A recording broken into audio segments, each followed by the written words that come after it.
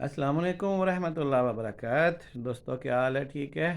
उम्मीद है अभी आप तरावियाँ पढ़ने के लिए निकले होंगे अहले पाकिस्तान, और इंशाअल्लाह अल्लाह सुब्हानहू तआला से दुआ है आपकी तमाम इबादत को अल्लाह सुब्हानहू तआला कबूल और मंजूर फरमाए। ख़ास तौर पर आखिरी अशरा शुरू होने जा रहा है।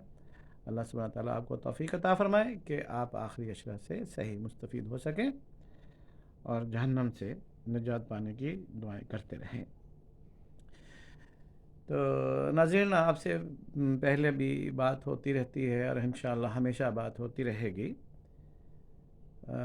पाकिस्तान में सियासत में एक भूचाल आया हुआ है। पाकिस्तान की सियासत में जल्जला आया हुआ है। हर बड़ा सियासतदान ज़्यादा परेशान है और ज़्यादा हैरान है कि उनके साथ हुआ क्या है। तो उसके बारे में कभी कभी बात होती रहेगी। ये जो हमारे साबिक़ वज़ीर-ए-आज़म जनाब मियां नवाज शरीफ साहब हैं, उनसे दरख्वास्त है कि वो अपनी अना परस्ती छोड़ें और अपने गूंगे और बहरे जो उनके एमएनएज़ हैं, मौजूदा भी और साबिक़ भी, हारे हुए और जीते हुए, उनको वो जुर्रत दें बात करने की। और जो मौजूदा उनके वज़ीर ख़ारजा हैं, वो उनके समधी हैं जनाब इसहाक़ डार साहब। वो एक लम्हे में हीरो हो सकते हैं, एक बात करने में वो हीरो हो सकते हैं। उसके लिए हम सजेस्ट ये करते हैं कि जब अमेरिका आपको कह रहा है कि जी पाकिस्तान के इलेक्शन पर हमारी बड़ी नज़र है और उसके नताइज पर नज़र है, और फिर जो एप्लीकेशन दी गई हैं इलेक्शन ट्रिब्यूनल में हमारी उस पर बड़ी नज़र है, तो उसके जवाब में वज़ीर ख़ारजा ने बोलना है। वो गूंगा वज़ीर ख़ारजा रखा हुआ, उसको ज़बान दें, उसको बात करने की जुर्रत दें, उसको बात करने की ताकत दें। अगर यहाँ पर पीटीआई का वज़ीर ख़ारजा होता तो उसने कहना था, अमेरिका बहादुर, हमारी भी आप पे गहरी नज़र है। आप जो फ़लस्तीन में फ़लस्तीनियों को, मासूम फ़लस्तीनियों को घेर घेर कर इसराइल से मरवा रहे हैं, कत्ल करवा रहे हैं, और अपने जहाज़, लड़ाका, त्यारे वहाँ पर खड़े किए हुए हैं कि दूसरा कोई मुल्क उसमें मुदाखलत ना कर सके, और आप फ़लस्तीनियों को बाजू पकड़ कर उनको कत्ल करवा रहे हैं। इस पे भी हमारी नज़र है और अहले इस्लाम की नज़र है। क्या ये बात करते हुए इसहाक़ डार को मौत पड़ती है? वो किस मुल्क का वज़ीर ख़ारजा है? वो इस्लामिक रिपब्लिक पाकिस्तान का वज़ीर ख़ारजा है। अगर उसे वज़ारत ख़ारजा नहीं होती, उसके साथ वो इंसाफ नहीं करता, तो उसको रिज़ाइन देना चाहिए। उसमें जुर्रत नहीं है बात करने की, उसको रिज़ाइन देना चाहिए। यहाँ पर अगर पीटीआई का वज़ीर ख़ारजा शाह महमूद कुरैशी होता, मुराद सईद होता, आज़म सवाती होता, वो खुलकर बात करता और फिर अहले पाकिस्तान उसके लिए तालियां बजाते और उसको लाइक करते और उसके झंडे गाड़ देते। ये फ़र्क है पीटीआई की सोच में और ये पुरानी फटीचर मुस्लिम लीग नून में। ये फ़र्क है, जुर्रतमंदी का फ़र्क है। फिर आप कहते जी हमें वोट नहीं पड़े, लोगों ने हमें वोट नहीं दिए, हमारा वोटर नहीं निकला। तुम्हारा वोटर क्यों निकलेगा बताओ? 10-10 साल तो तुम इंग्लैंड में गुजार देते हो, तो वोटर तुम्हारा क्या गुलाम है तुम्हारा, जो तुम्हें हर दफ़ा वोट देगा और तुम करो भी कुछ ना, और मीठे हलवे खाओ और ग्वाल मंडी के सिरी पाए खाओ, बस और काम नहीं है तुम्हें। मुल्क बदल चुका है, मुल्क बदल चुका है, मुल्क के लोग बदल चुके हैं, उनके ख्यालात बदल चुके हैं। कौम बुज़दिल नहीं रही, कौम जुर्रतमंदी का इजहार कर रही है और आपसे भी जुर्रतमंदी की तवक्का कर रही है। छोड़ दो हुकूमत, कर दो रिज़ाइन, असम्बलियों से बाहर आ जाओ। ये जुर्रतमंदी कौम इस चीज़ को मांग रही है आपसे।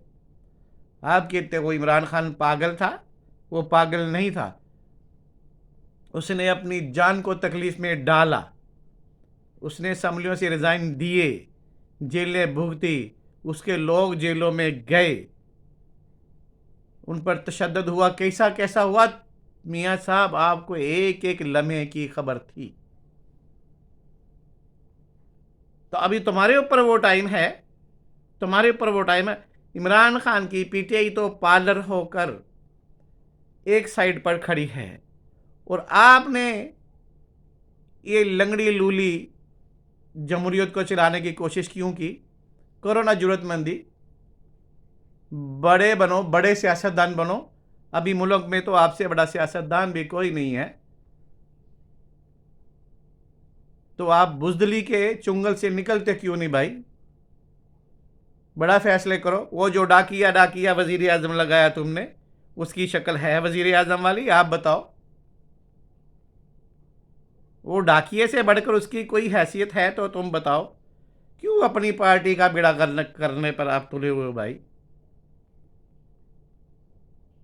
حکومت کرنی ہے تو پورے اختیارات لے کر کرو، ورنہ دو ان کے ہاتھ میں، بلاول کے ہاتھ میں دو، زرداری کے ہاتھ میں دو، محسن نقوی کے ہاتھ میں دو. بھائی یہ حکومت سنبھالو، تم لوگ حکومت کرو.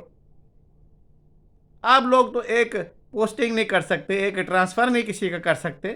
وہ تو سب محسن نقوی کے ہاتھ میں دے دیا بوٹو والوں نے. تمہارے ہاتھ میں کیا ہے؟ ذلت اور رسوائی آئے گی.